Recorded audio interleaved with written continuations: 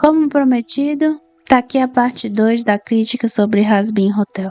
Crítica essa que vai falar sobre a segunda temporada. E assim, essa segunda temporada confirmou pra mim a suspeita que eu tinha de que a série que saiu do piloto de Hazbin Hotel é muito diferente da série que eu imaginava que ela seria. E assim, colocar os Vs, que é no caso Velvet, o Vox e o Valentino, como vilões dessa temporada, foi uma decisão bastante questionável, por assim dizer, não é mesmo? Como eu já tinha dito no vídeo anterior, essa série sofre de síndrome de trem-bala. Então, tudo que era conceito legal e uma premissa boa, eles jogaram na primeira temporada e agora eu penso que eles estão meio perdidos sem saber o que fazer. Isso é uma suspeita minha, né? E olha, eu vou falar uma coisa pra vocês. Como vocês viram no título desse vídeo, essa temporada comete muitos crimes. Muitos mesmo. Uma atrocidade atrás da outra. Uma atrocidade contra storytelling, contra personagem, contra a premissa mesmo, a narrativa. Nossa, eu não sei nem por onde começar. Eu já reiniciei a gravação desse vídeo umas 10 vezes porque eu realmente não sei nem por onde começar a falar sobre Hazbin Hotel, a segunda temporada. Então, se você quer expressar a sua indignação comigo, pega a sua água, pega o seu chá, pega o seu chamate, água com gás, só não pega refrigerante porque tem açúcar. E vem comigo, senta aqui que a gente vai conversar sobre a segunda temporada de Hazbin Hotel e a minha frustração com essa série. Bom, assim como eu fiz na primeira, eu vou fazer um resuminho e vou pontuando, né? Se você não assistiu o primeiro vídeo dessa minha crítica, eu realmente aconselho que você assista. Vou deixar o link aqui em algum lugar. E, nossa, eu não sei nem por onde começar. Vamos começar do começo, né? A segunda temporada começa exatamente onde terminou a primeira, né? Depois da batalha final contra os anjos e o hotel terminou a sua reconstrução, né? E aí tá lá apinhado de gente o hotel e por algum motivo a galera tá lá pelos motivos errados. Eu não lembro exatamente se a Charlie pediu ajuda para outras pessoas ou se ela pediu ajuda só para os canibais. Mas eu lembro que a população em geral não estava muito afim de brigar com o anjo não, tá? Pelo que eu me lembro, e era isso. Só mesmo os canibais que foram, porque enfim, a Rose mandou e eles foram. Mas de repente tá todo mundo lá no hotel a fim de brigar com os anjos porque conseguiram se defender de um possível extermínio. Pra mim isso não faz o menor sentido. Mas esse é o menor dos nossos problemas. Vai por mim, a gente vai chegar lá. Enfim, o povo tá lá e tal, não sei o que. A Veg tá manuseando as coisas do hotel e tal. E a Charlie tá no quarto chorando pelos serpentes. E tipo assim, irmão, que luta atrasado foi esse, né? Porque, tipo assim, ela passou a reconstrução do hotel toda super de boa. Mas, do nada, no começo da segunda temporada, ela tá lá chorando pelas serpentes, né? Alguns podem argumentar de que ela tava, sei lá, com luta atrasada, uma coisa assim. Mas, sei lá, na minha cabeça pareceu estranho. Enfim, seguindo. Aí acontece toda uma coisa e tal, não sei o que. Eles cantam a canção sobre o hotel C pra redenção, eu não sei o que. Uma besteirada grande, sabe? Desculpa, eu tô meio indignada. Porque pra mim essa série tinha tanto potencial e eu tô vendo ele escorrer pelas brechas dos furos de roteiro, sabe? Então isso me deixa muito frustrada. Então se eu suar meio whatever nesse vídeo e se eu suar meio que saco, meu Deus. É porque eu tô realmente indignada. Então, vamos seguindo que a gente vai falar as coisas e eu vou pontuando e é isso.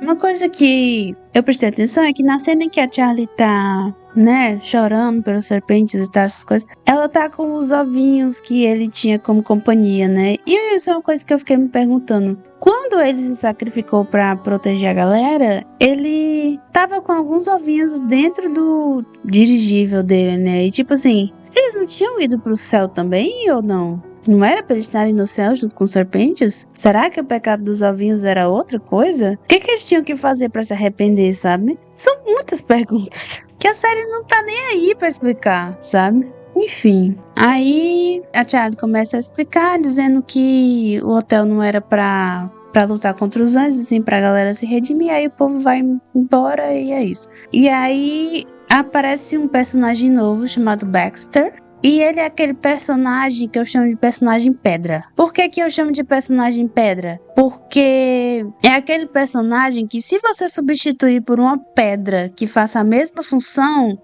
não muda nada a história. Vou dar um exemplo. Tem um filme chamado Doutor Estranho e Multiverso da Loucura. Acho que vocês já ouviram falar, né? Sobre aquele filme da Marvel que não foi lá essas coisas todas e tal, não sei o quê. Aquela menina América Chaves, que, meu Deus, que nome horroroso. Clássica personagem pedra. Porque se você pegasse uma pedra que tivesse aquela função de abrir portais e se teletransportasse para outra dimensão do mesmo jeito que ela faz, a história não mudaria em nada. A garota é uma tela em branco, não tem personalidade nenhuma. Nenhuma. A personalidade dela é que ela é sabichona e que ela quer encontrar as mães dela. E aí pronto, é isso. Não tem mais nada além disso. Não tem segurança, não tem medo, não tem coragem, não tem zero personalidade. E Hazbin Hotel é a mesma coisa. Se esse personagem Baxter fosse uma pedra, seria a mesma coisa. Uma pedra que fosse capaz de hackear os sistemas da Voxtech, porque, spoilers, né? Ele hackeia o sistema da Voxtech no final, mas a gente vai chegar lá. Se tivesse uma pedra que fizesse essa mesma função, esse personagem seria facilmente substituído. Então ele é um personagem pedra. Aí aparece esse cara e aí a Charlie fica toda sentida porque ele é um cientista também, e ela sente muita falta dos serpentes e blá blá blá blá, ninguém liga. Beleza, corta pros Vs e aí eles estão na torre do Vox, né? E uma coisa que eu vi um youtuber comentando, agora eu não esqueci o nome da pessoa, mas é que a Torre dos Vs parece a Torre de Babel, né? Se você não sabe a história da Torre de Babel, é uma torre que os humanos fizeram para alcançar o céu e no final acabou que eles foram punidos por Deus e Deus fez com que cada pessoa falasse uma língua diferente. É por isso que hoje a gente fala várias línguas, né? Tipo, várias regiões diferentes têm línguas diferentes por causa da Torre de Babel. Enfim, isso poderia ter sido explorado de uma maneira tão legal na série, meu Deus. Meu Deus, o potencial desperdiçado. Desculpa, vou me controlar. E aí o Vox está discutindo a ideia de que, como agora o exército dos anjos foi derrotado, eles podem expandir as negociações e as ações para poder, em algum momento da vida, usurpar o poder do céu e conquistar o céu. E aqui eu faço o questionamento. Ele já não sabia disso, não? Porque na primeira temporada a gente estabeleceu de que o extermínio aconteceria de 6 em 6 meses porque um anjo foi morto. E a cabeça desse anjo estava com a Velvet, que faz parte dos Vs. Ou seja, eles já sabiam que os anjos podiam ser mortos. Por que que eles esperaram essa revolução inteira para poder chegar à conclusão de que os anjos podem ser mortos e que o exército pode ser derrotado e que eventualmente o céu pode ser surrupiado? Não faz sentido, gente. Não faz sentido. É aquela coisa de que, tipo, não importa como, nem onde, nem porquê, só segue o roteiro e segue em frente. Ou seja, você precisa ignorar muita coisa do que aconteceu na primeira temporada para essa segunda funcionar. E essa é só uma dessas coisas. Aí eles cantam uma música sobre isso e começa-se o plano do Vox para poder conquistar o céu, né? Porque o plano dele é conquistar o céu. Por motivos que eu desconheço. Mas enfim. Sim, o motivo que a série dá é porque ele tem um complexo de Deus e ele quer ser um Deus e é isso. Não tem muito mais explicação do que isso. E aí, conversa vai, conversa vem. A Emily, que é uma das serafins que estava no céu, abre um portal do nada no hotel e aí fala pra Charlie de que o céu tá em lockdown porque o exército foi derrotado e que o Serpente está no céu e que o hotel dela funciona. Beijos, tchau. E aqui eu fico tipo, cara, essas revelações todas são life-changing. Tipo assim, mudam a vida, mudam a perspectiva da Charlie de uma maneira assim inacreditável, sabe? Tipo assim, eram informações que era pra ter sido descoberta aos poucos, sabe? Tipo assim, nossa, o hotel dela funciona. Isso é uma revelação zona, entendeu? Ela conseguiu redimir uma pessoa. E isso era pra ser uma revelação zona. Não coisa assim, oi, tudo bem, seu hotel funciona, beijos, tchau. Entendeu? Foi tipo muito rápido. A síndrome do trem-bala ataca novamente, né? Enfim, aí o que acontece? A Charlie meio que surta. E aqui começa. Eu não sei se vocês estão por dentro de um meme. É bem antigo, sabe? Porque tem um anime chamado Nuyasha. E nesse anime tem uma personagem chamada Kagome. Sim, o nome dela é esse mesmo. E nesse anime ela só faz cagada. Então criou-se o meme. Cagadas de uma cagona chamada Kagome. E aqui começa as cagadas de uma cagona chamada Charlie, porque, meu Deus do céu, que atropelo foi esse que fizeram com o personagem da Charlie nessa temporada? Meu Deus do céu, a garota reduziu o QI de 100 para 50. Não é possível, cara. Não é possível. Vamos lá. Depois que ela recebe essa revelação de mudança de vida, de que o hotel dela realmente funciona, o que é que a garota faz? Ela marca uma coletiva de imprensa sem ter prova nenhuma de que o Serpentius está realmente no céu, a não ser a palavra da Emily. Então ela marca uma coletiva de imprensa com um cara que ela sabe que odeia ela, porque ele já mandou um espião pra lá, que inclusive era esse mesmo Serpentius que foi redimido, e ela marca uma coletiva de imprensa com este cara, sem prova nenhuma, que o hotel dela funciona, pra dizer que o hotel dela funciona. E ela esqueceu um detalhe crucial: ela tá lidando com o povo do Feferno, que é um povo que só acredita vendo, e às vezes vendo nem acredita. Então, tipo assim, seria prudente da parte dela pensar um pouco antes de agir e dizer assim: não, vou conseguir uma prova de que o meu hotel funciona antes de marcar uma coletiva de imprensa para contar para todo mundo. Beleza, incrível. Corta pro céu e a gente vê o Serpentius sendo meio que julgado. Ele tá acorrentado lá naquele mesmo tribunal de que o Adão e a Lute estavam na primeira temporada. Inclusive a Lute tá lá revoltada com um braço metálico. E eu me pergunto por que ela não cresceu o braço de volta, já que a Veg cresceu as asas de volta, né? Aparentemente os anjos conseguem renovar membros, menos braços e olhos, aparentemente. Enfim, aí eles estão lá, a Sarah, que é a Serafim-chefe, tá lá sem saber o que fazer da vida dela, porque tudo o que ela acreditava foi despedaçado na frente dela. E aí, não sei o que, conversa vai, conversa vem. Ele tá aqui porque ele mereceu. Não, ele tá aqui porque ele é um espião, não sei o que, vai lá. Aí aparece um personagem que ele é muito legal, mas eu tenho certeza de que eles não vão fazer nada com ele. Que tristeza, meu. Que é o Arauto de Deus, que é tipo um pássaro que tem a saia com formato de pergaminho, sabe? O design desse personagem é muito bonito. Do tipo que eu fico assim, meu Deus, desperdício medonho. Enfim.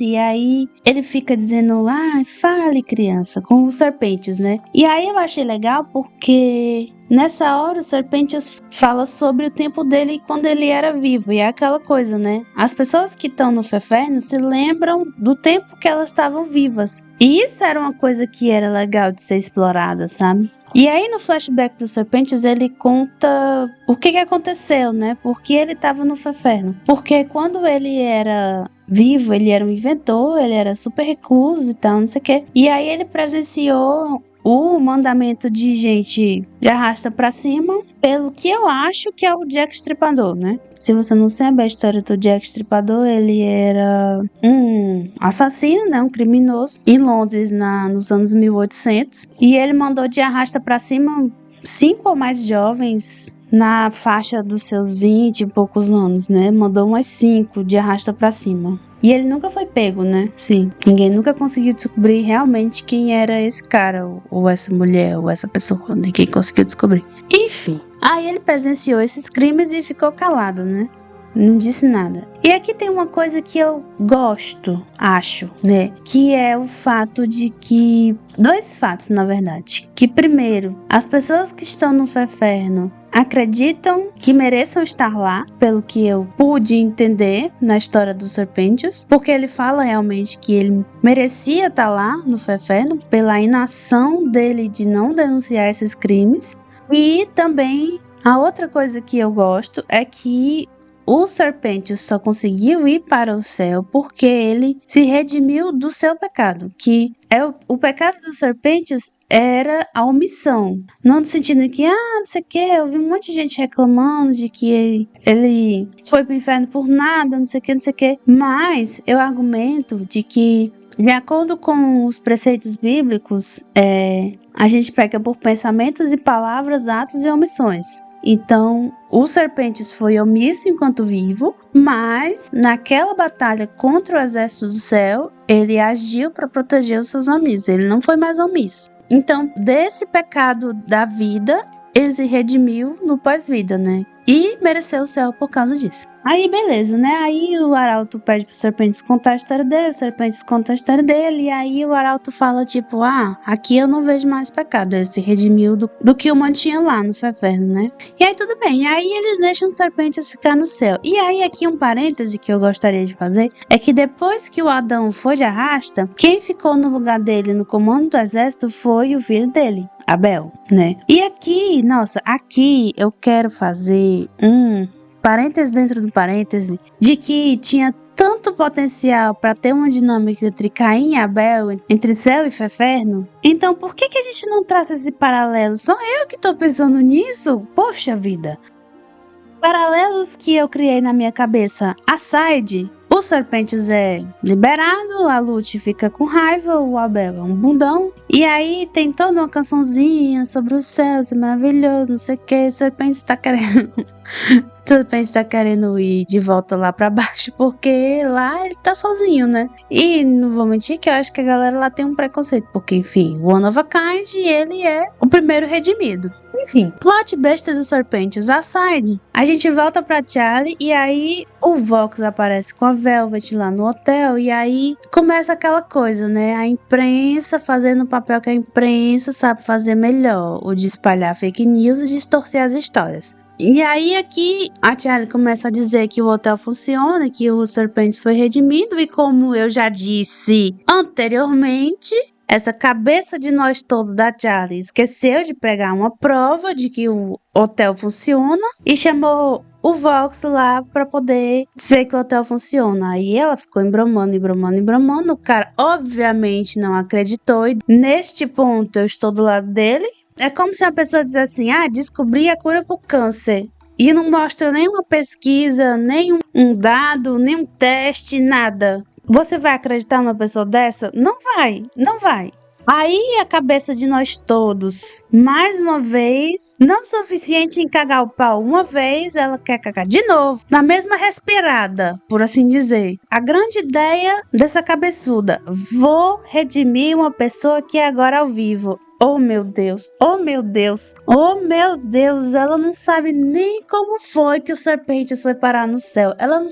Calma, olha, eu vou morrer de raiva. Enfim, ela não sabe nem como o Serpentius foi parar no céu, nem qual foi o método usado para ele ir pro céu. Não sabe nem como é que ele tá lá. Ele pode estar lá só a estátua no céu, mas a cabeçuda quer fazer um ao vivo.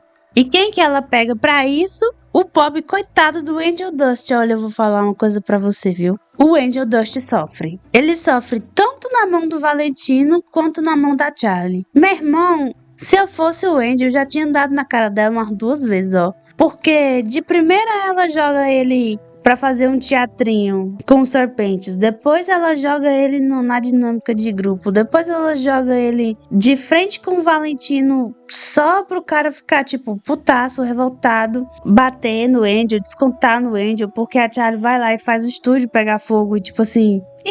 Irmão, o Angel já era pra ter dado na cara dela umas 3 vezes. E agora, mais essa agora, ela resolve pegar o pobre coitado do Angel pra redimir ele ao vivo e a cores. E aí ela monta todo um teatro com um trem e tudo mais pra poder fazer o Angel Dust se sacrificar, entre aspas, pra salvar alguém. Cara, olha, eu não sei qual foi a ideia dessa segunda temporada, mas pra mim parece que é tipo, vamos transformar a Charlie num idiota. Porque isso é muito idiotice, cara. É muito idiotice.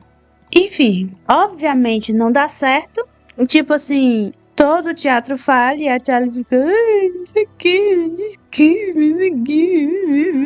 E aí o Vox diz que o Angel mandou de arrasta pra cima o pai dele. E tipo, o Angel não queria que ele dissesse isso, obviamente. Eu senti muita culpa, muita vergonha, né? Mas uma coisa que eu fiquei assim, e daí? Não, sério, porque você para pra pensar 2 minutos. O Angel tá no Feferno. E no Feferno tem um monte de gente que faz coisas bem ruins, né? E daí se ele mandou de arrasta o pai dele? Tá entendendo? Eu sei que pro Angel é uma coisa a qual ele sente muita culpa, mas não é uma coisa tão grave. Você olha, por exemplo, o Alastor, né? Assim, mais pra frente a gente vê um backstory do Alastor. E o Alastor mandava gente de Vasco, sim, quinta-feira normal pra ele, sabe? Tipo assim, entendendo? Não é uma coisa assim tão séria. E pelo que eu entendi, só foi isso, né? Que aconteceu com o Angel, né? Mas enfim, todo esse trauma que ele tá passando, todo esse sofrimento que ele tá passando foi porque ele mandou de arrasta o pai dele. Mas eu tenho certeza que ele teve motivos pra isso. E eu acho que a gente vai descobrir na terceira temporada. Acho, né? Porque depois dessa segunda a gente nunca sabe o que vai acontecer.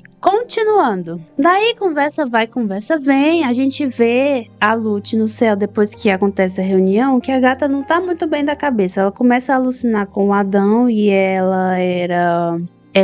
Como é que eu posso dizer sem o YouTube achar ruim? Uma pessoa que gosta de ser insultada. Vocês entenderam o que eu quero dizer. E com isso ela sente muita falta do Adão porque o Adão insultava ela direto. Aí eles dão pra Lute uma música muito pica, tá entendendo? Tipo assim, Gravity, que é a música que ela canta no, acho que é quarto ou sala, não sei, do Adão, é uma música muito incrível. Tipo assim, o visual, a performance. Ela começa a quebrar as coisas e os vidros e tal, tipo, prá. É um show. Essa música é um show. Mantenha essa música na cabeça. No final da temporada, a gente vai voltar nessa música aqui. Tenha em mente que ela é incrível. Essa música é incrível, o clipe é incrível, a performance é incrível, a voice actor da Lute arrasou nessa música, sério. Um brinco de música. Enfim, mantenha essa música na cabeça. E aí, quando a Lute termina de cantar essa música, o Abel observa tudo. E aqui eu tenho um parêntese. Não seria legal ele comentar com alguém que a Lute tava com essa ideia meio torta na cabeça de que o Fefer não merece pagar pelo que ele fez com Adão? Não, nada a ver, né? O céu entrou em lockdown e a Sarah cancelou os extermínios, né? Tudo bem. Uma coisa que é relevante. Os extermínios não são mais um fator. Depois de uma temporada e uma batalha, os extermínios não são mais um fator. Deus do céu. O trem-bala ataca novamente, né? É isso aí. Enfim, vamos lá. E aí o Serpente está lá todo tristinho, né? E a Emily tá, não sei o que. Aí ela dá uns ovinhos pro Serpente fica feliz e ele canta uma música que em dueto com a Cherry Bomb, dizendo que ele sente falta dela, tipo. Ninguém liga. A história dos Serpentes no céu é triste. Triste, pra dizer o mínimo. Mas é isso aí. Seguindo. Depois dessa cagada que aconteceu na frente do Vox, e depois de maltratar mais uma vez o Angel, saem as notícias de que, o hotel não presta, não sei o que é fake news, nada aconteceu, o hotel é uma mentira, não sei o que, esquema lá. Como toda boa mídia faz, né? Espalha fake news e é isso. E aí, o que a Charlie pensa? O que ela deveria pensar, né? Não, deixa pra lá, não interessa, não importa, a gente tá aqui pra redimir as pessoas, a opinião da mídia sobre isso não interessa. Isso é o que uma pessoa com cérebro funcional pensaria. Mas não, aqui reduziram o QI dessa personagem de 50 para 0. Aí o que ela pensa? Não, eu vou numa entrevista ao vivo desmentir as fake news na mesma emissora que transmitiu as fake news. O que pode dar errado, não é verdade? Olha, eu não sei não, dá vontade de arrancar o resto dos cabelos que eu tenho, que já são poucos. Minha irmã, melhore. Por que você pensou nesse plano? Obviamente ia dar errado. Não tem motivo pra ela estar fazendo isso. E todo mundo tava dizendo que ia dar errado. Mas ela não escutou. Ai, que vontade de chorar. Enfim, aí ela leva quem? A Nift com ela. No sentido de que a Nift um parêntese aqui, mais um parêntese. Ela tem um problema com as câmeras de que quando tem uma câmera apontada pra ela, ela fica travada, paralisada, sem ação. E ela resolve levar a Nift, que tem esse problema, pra televisão. Não sei nem o que dizer pra você, sabe? Não sei o que dizer. Não sei o que dizer pra você. É uma redução de QI assim, em tempo real. Sabe quando você presencia um acidente em tempo real? É isso que aconteceu em Jasmine Hotel segunda temporada. Nessa hora eu já tava assim, sabe quando você tá numa situação ruim, que você pensa assim, não tem como ficar pior? Ah, mas o destino dá um jeito pra ficar pior. E nessa série, quando eu disse isso, bum! Coisa que aconteceu, que desde o começo da temporada eu tava assim, o Astor tá tão quietinho, né? O que será que aconteceu com ele? Ele tava ferido, o microfone dele tava meio zoado, né? Tinha quebrado o cabo, não sei o que mais lá. E até agora o Alastor tava muito quietinho. E eu tava assim, tipo, que estranho, né? O Alastor geralmente é uma pessoa falante e tal, comunicativa, né? Agente do caos, quer ver o circo pegar fogo, tudo bem. Sendo que o Alastor é meu personagem favorito de Jasmine Hotel, né? Tranquilo. Aí, quando der fé, aparece o Alastor. Não sei o que, brigando com o Lucy, porque, enfim, ele liga essa altura do campeonato, né? E aí aparece ele e ele vai lá, não sei o que, ele tá bem estrupiadinho e tal, tá com um corte aqui no peito. E aí ele vai lá, o que eu vou fazer pra resolver o meu problema, né? Vamos lá, resolver o problema. E aí ele vai visitar a Rose é amiga dele e tal, foi estabelecido na primeira temporada, tudo bem. Tranquilo. Eu tô me preparando psicologicamente pra dizer isso pra vocês, porque na hora que eu assisti, vamos lá. Nessa conversa com Rose, a gente descobre que quando o Alastor era vivo, ele fez um trato com ela e que a alma dele pertence a Rose. Juro que na hora a minha reação foi mais ou menos essa aqui. E também,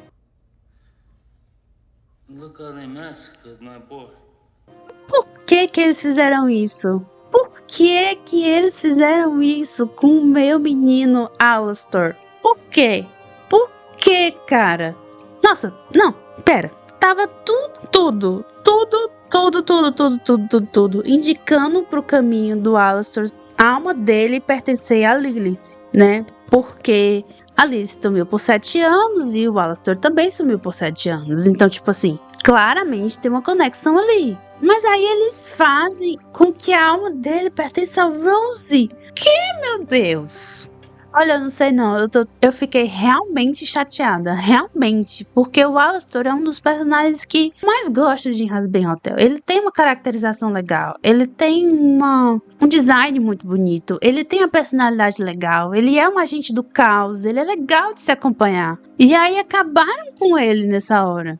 E não suficientes em acabar com a reputação do Alastor, acabar com o mistério de quem tinha a alma dele, eles resolveram chutar o cachorro que já tava morto e botaram o Alastor, que tava todo estrupiado, para arranjar uma briga do nada. E aí ele faz um trato com o Vox, dizendo que ele deixaria o Husky e a Nift em paz, porque eles estavam lá brigando junto com o Alastor. E 2, ele não encostaria uma mão na Charlie, né? Ele não encostaria na Charlie, deixaria a Charlie em paz. E aí ele se oferece pro Vox, e aí ele fica amarrado a temporada inteira a uma cadeira, só com o Vox humilhando ele. E ele fazendo, assim, o que salva mais ou menos essa situação foi a manipulação extra que o Alastor fez, tanto no Vox, quanto na Velvet, quanto no Valentino. Mas, cara, precisava deixar ele amarrado a season inteira numa cadeira, sendo humilhado do jeito que ele foi. Mas eu fiquei assim, abismada, simplesmente. Acabaram com o Alastor, isso me deixa muito triste. Enfim, vamos seguir, né? Depois dessa destruição de personagem que o Alastor sofreu, eu nem sei se eu tenho forças pra continuar. Mas enfim, vamos lá. A entrevista da Charlie obviamente dá errado. E a Nifty canta japonês por algum motivo. Foda-se, ninguém se importa. E aí a Veg, tentando mediar a situação mais ou menos, chega pro Lucy e diz assim: ó, tua filha tá passando vergonha. Tá fazendo uma cagada atrás da outra. Pelo amor de Deus, ajuda! Larga este pato de borracha e vai fazer alguma coisa de útil. E tipo assim, na primeira temporada até dava pra entender por que ele tinha essa obsessão com patinhos de borracha. Porque o cara tava numa depressão e tudo mais, não sei o que, não sei o que. Beleza. Nessa segunda não tem mais motivo. Não tem mais motivo pra ele estar agarrado com este pato de borracha. Aí o Lucy vai lá e a essa altura do campeonato, o Vox tá tipo super poderoso. Sei lá, pica das galáxias lá, tá todo mundo acreditando nele e endeusando o cara. Enfim. E aí tem uma apresentação pública lá que o Lucy vai e tenta intimidar o Vox, não sei o que mais lá. Beleza. Neste momento em que ele está lá intimidando o Vox, a gente descobre do nada que tem uma regra aí que ele não pode ferir os pecadores, né? Não pode ferir a população do céu. E nessa hora, sabe quando você vê assim uma torre de dominós desabando, faz aquele som caindo assim no chão? Foi exatamente isso que eu senti nessa hora, com a hierarquia que a própria criadora da série fez. Que nessa hierarquia tem quem no topo? Quem é que tá no topo? Olha aqui quem é que tá no topo. O Lucy, né? Ah, o Lucy tá no topo dessa hierarquia. Aham, certo, entendi. Aparentemente não mais, né? Porque ele não pode ferir os pecadores, então os pecadores são mais poderosos que ele. Não? Só eu que pensei isso? Que essa hierarquia não vale mais de nada? Nossa, que caos. Que caos que virou essa série, hein? Enfim, outra questão pertinente, né? Essa hierarquia vale só pra ele? Ou será que vale pros outros anjos? E se valessem pros outros anjos, eles estavam há anos fazendo um extermínio, sendo que essa regra valia? Ou não? Ou só vale pro Lucy? Quem é que vai responder essas perguntas? Ninguém sabe, né? Enfim, tá vendo o que eu tô falando pra vocês? Os furos de roteiro são enormes, não dá pra ignorar, cara. Enfim, como se já não bastasse essa confusão com Lucy, a Charlie, que depois daquela entrevista patética na televisão, passou o resto do dia dela tentando chamar a atenção da Emily com fogos de artifício e bastõezinhos sinalizadores. Ok, tá menos 20 a essa altura do campeonato, né? Mas enfim, finalmente consegue um sinal dela e aí eles vão pra essa praça com cestas de presentes com um ursinho escrito sorry, daquele jeito bem infantil, pra uma população que passou anos sobrevivendo a extermínios. Eles chegam lá com cestas de presente escrito Sony. Nessa hora eu genuinamente fiquei do lado do Vox.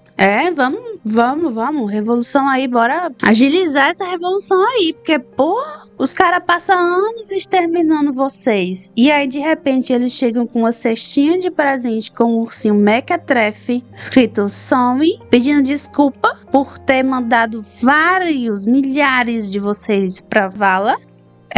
Vox, taca fogo mesmo. Pode tacar.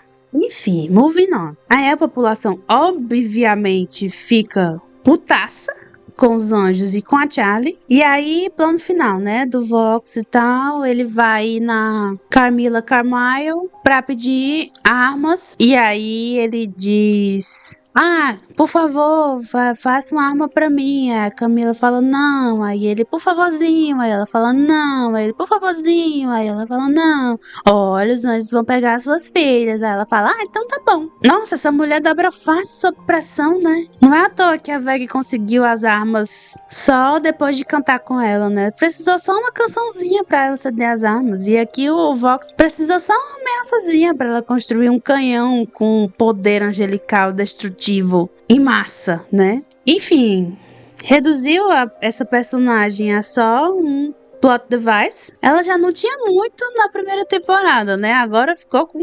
0,0. Mas enfim, é sobre isso. O que é mais um personagem destruído depois, né? De vários que essa temporada já estraçalhou sem dó, não é mesmo? E aí, não sei o que, o Vox atira no céu, e aí fica aquela coisa tipo, ai meu Deus, o que nós vamos fazer? E aí, em vez dele atacar na mesma hora, ele dá 24 horas pro céu se render. Por quê? quem é que vai saber, não é mesmo? E aí a Charlie bola um plano. Não foi bem a Charlie, né? Foi a Veg. Por que aquela menina tá com QI de menos 50 a uma altura dessa do campeonato, né? Enfim, a Veg bola um plano pra invadir a Torre dos Vs, e aí o personagem Pedra do Bex vai hackear a Torre dos Vs, né? E aí a Charlie e a Veg vão na festa pra tentar distrair o cara, e ao mesmo tempo o Serpentius vai bolar alguma coisa lá no céu que transmita, faça um sinal de lá pra cá, daqui pra lá, pra dizer que sim, é verdade que ele tá no céu, e aí ele foi redimido e o hotel funciona. E o Husky e a Cherry Bomb vão resgatar o Angel. Um parêntese aqui, mais um. De que nesse meio tempo em que tudo isso estava acontecendo, que a gente até se esquece desses outros personagens que foram tão importantes na primeira temporada, o Husky ficou tipo assim, dane-se esse hotel, tô vazando daqui. E aí ele vaza de lá e vai pra um cassino, e aí nesse cassino ele canta uma música sobre perder e ganhar, e que a vida dele tá numa garrafa de álcool. E aí, aqui eu quero abrir realmente um parêntese dentro do parêntese pra complementar essa música que o Angel canta nesse cassino, porque é uma música realmente muito bonita. Ela tem um sabor diferenciado, sabe? Algo que conversa com você, do tipo, como se alguém estivesse cantando do seu lado em um bar numa noite chuvosa. Pelo menos foi isso que eu senti quando eu ouvi. É uma música realmente muito bonita. Tanto é que nesse dia a gente estava assistindo na televisão na sala esse episódio, e aí a minha mãe, que estava lá na sala prestando zero atenção, parou o que ela estava fazendo para escutar essa música, entendeu? E ela até comentou, nossa, que música bonita. E realmente a música é muito bonita. E eu deixo aqui meus complementos para essa música em específico, porque ela é muito, muito, muito, muito, muito bonita. Enfim, fecha parêntese. O Husky tá lá, ele conversa com o Angel. Eu não vou voltar pro hotel. Você vai sim voltar pro hotel. E ele volta pro hotel como se nada tivesse acontecido. Desperdício de personagens nessa temporada é de entristecer qualquer pessoa. Seguindo. Depois disso, o Angel é meio que induzido pelo Valentino a ter um encontro com o Vox, e lá o Vox revela pro Angel que ele era um espião do hotel o tempo todo, e que, tipo assim, mais uma cena do Angel sendo maltratado. Mais uma. E eu não sei se precisava desse maltratado, né? O Vox, pra revelar que ele era o espião, o Vox nem precisava ter encostado nele, né? Não precisava o Angel ser maltratado daquele jeito. Mas enfim, é só que eu acho que já entendemos o tanto que o Angel sofre nessa série. E aí o Angel fica claramente muito abalado, né, com isso, né? E aí o Vox hipnotiza ele mais uma vez, e aí eles vão pra lá pro plano final, né? Chega lá no dia da festa, e aí tá rolando o plano e tal, não sei o que. A Pedra e a Nifty vão lá pro coisa dos painéis de controle, né? Fazer uma conexão com o céu e hackear o evento do Vox. E aí, plano vai, plano vem, e aí eles são descobertos, né? A Velvet vai impedir a Pedra e a Pedra e a Nifty de fazer a conexão com o céu, e aí o Valentino descobre o Husky e a Cherry Bomb tentando resgatar o Angel. O plano obviamente falha, porque a Charlie tem um QI de menos 100 nessa altura do campeonato, e a Veg tenta falar com a Camila Carmyle, que fala que não vai desarmar a coisa porque ela não pode fazer nada. E se eu fosse ela, tinha insistido mais umas 3 vezes que ela cedia, porque com o Vox foi assim, e na primeira vez que ela falou com ela também foi desse jeito. E aí ela tenta espetar o canhão até a morte. Tipo assim, acho que a burrice da Charlie tá começando a contagiar os outros personagens, porque eu tenho um canhão super poderoso, o que é que eu vou fazer? Tentar um jeito de desabilitar o canhão, destruir os fios, tentar cortar o cano do canhão, tentar desaparafusar ele do chão. Não, eu vou espetar o canhão até ele morrer. Nossa, o Coringa endoidou por menos, juro pra vocês. Enfim, nesse meu tempo eu esqueci até de mencionar de que o Lucy foi capturado e ele tá servindo como bateria para esse canhão. E ele foi capturado do jeito mais óbvio possível. Tipo assim, obviamente era uma armadilha. E ele vai lá e caiu. Tipo assim, o Vox usou a voz da Charlie pra capturar o Lucy. E tipo, Ah, que legal, essa sua vibe de psicopata, Charlie. Eu vou pisar nesse X para continuar com a sua brincadeira. Já sabemos que burrice é de família, né? Porque, meu Deus do céu. Conversa vai, conversa vem, o plano obviamente falha, e aí, nessa hora em que o plano falha, o Vox, não sei o que, venci, não sei o que, não sei o que, blá, blá, blá. E a Charlie, não, você não venceu, não sei o que, não sei o que, não sei o que, não sei o que. E o Alastor, que tava amarrado a série inteira, vira pra Charlie e diz assim: Charlie, você tem que admitir que ele é o pecador mais poderoso do Feferno. Admita pra ele, faça esse favorzinho pra mim. Eu não sei se vocês se lembram que na primeira temporada, eu acho até que eu esqueci de comentar, mas vou comentar aqui agora. Na primeira temporada, como a Charlie tem um QI de menos 120, ela fez um trato com o Alastor pra ele revelar pra ela que os anões podiam morrer pelas próprias armas. E pedir um favorzinho em troca. E aí nós ficamos naquela expectativa de que favorzinho seria esse. E aqui na segunda temporada temos a revelação deste favorzinho, que é a Charlie admitir que o Vox era o pecador mais poderoso. Olha, eu não sei nem por onde começar. E essa revelaçãozinha, aliás, esse favorzinho que o Alastor pediu pra Charlie foi o que liberou ele do acordo com a Rose. Por quê? Nós nunca vamos saber, porque o que eu entendo de acordos, né? Quando você faz um acordo com alguém e este alguém concorda em fazer este acordo com você, esta pessoa que está fazendo um acordo com você vai lhe dar algo e você vai dar algo em troca para a pessoa que está fazendo um acordo com você. Correto? Correto. Pronto, vamos pegar aqui Angel e Valentino. O Angel fez um acordo com o Valentino e o Valentino aceitou este acordo com ele. O Angel ofereceu a sua alma para o Valentino e o Valentino ofereceu para o Angel um lugar seguro, uma carreira na indústria de entretenimento adulto, uma proteção, né? Porque o Feferno não é um lugar muito legal para pessoas que são, enfim, pessoas normais, né? Beleza.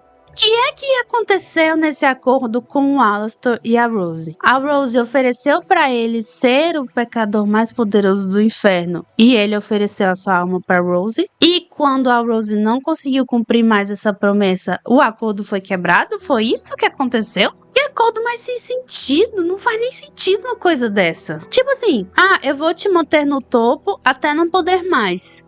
Quê? Isso parece mais desvantajoso para a pessoa que aceitou o acordo do que para a pessoa que perguntou pelo acordo em primeiro lugar. Tá entendendo? Enfim, o que eu posso fazer, né? Nada. Enfim, aí a Charlie admite que o Vox é o mais poderoso, isso libera o Alastor do acordo, e aí pra completar a cereja do bolo, o Vox pega aqui no ombro da Charlie e libera ele do acordo que ele fez com o Alastor, porque uma trocazinha de palavras, um joguinho de palavras foi o suficiente pra liberar ele do acordo com o Vox. Olha, eu não sei não, viu? Enfim, aí os dois começam a brigar, top 10 batalhas de anime, e aqui um parêntese porque essa luta é muito bem animada. E é isso, aí ele usa o canhão pra obliterar o Alastor e ele acaba obliterando a cidade. E a Charlie e a Emily começam a salvar as pessoas, né, que estavam por ali. Nisso, a Lute tava a 2 passos pra invadir, ela ficou calada a temporada inteira. Lembra que eu disse que a gente ia voltar nessa música? Beleza. Aí, nessa hora em que ela tava lá, finalmente, depois de ter passado a temporada inteira calada, depois daquela música Kick-Ass que ela cantou, vou atacar. E aí, o Abel chega lá e fala assim, você não vai, sua meretriz. Não posso falar palavrão muito nesse vídeo, porque senão o YouTube não gosta. E ela fica, tá bom, não vou não. Cara, chega a ser assim, desolador o jeito que isso foi construído. Ela tava lá toda motivada pra tocar o terror no Feferno e tudo que precisou pra ela parar foi o Abel xingar ela. É de impressionar uma coisa dessa, viu? É muito impressionante, realmente. Poxa, fim, né? E aí, uma coisa que acontece no final, né? Depois das top 10 batalhas de anime, o Fox tá lá, sou um deus. E aí, do nada, o Valentino pega e arranca a cabeça dele do corpo dele. Fica só aquele visorzinho da televisão. E você fica, tá bom então, né? Tudo que precisou pro Vox parar foi o Valentino arrancar a cabeça dele. Foi tudo, essa temporada inteira. A conclusão dela foi uma piada. Nossa, que decepcionante, cara. É de impressionar uma coisa dessa.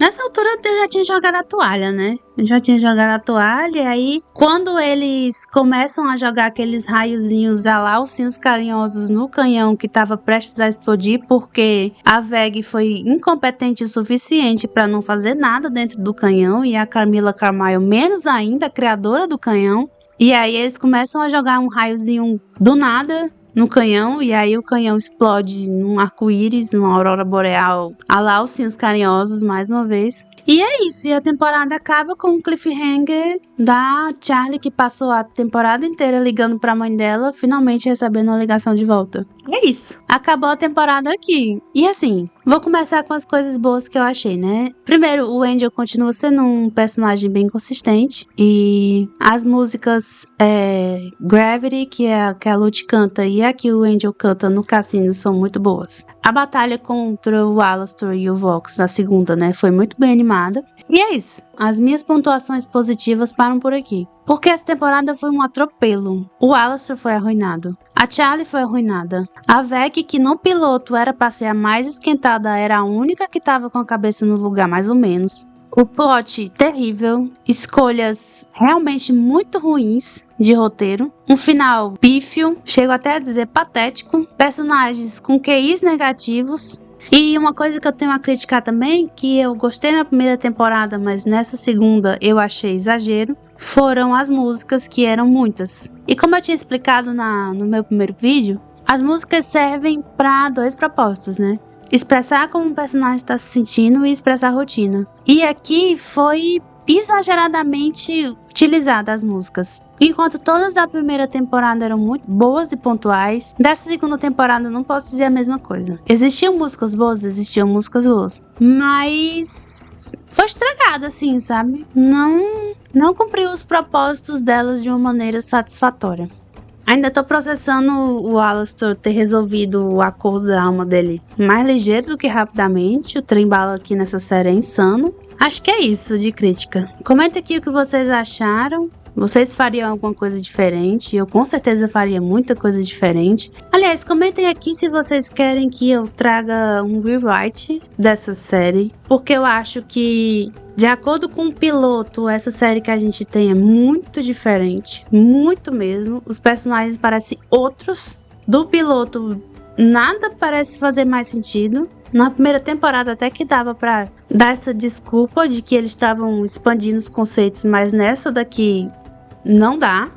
Não dá pra dar desculpa. E comentem aí se vocês querem que eu traga esse rewrite. E comentem o que vocês acharam também do vídeo. Vou deixar a crítica da primeira temporada em algum lugar por aqui. E é isso. Tchau!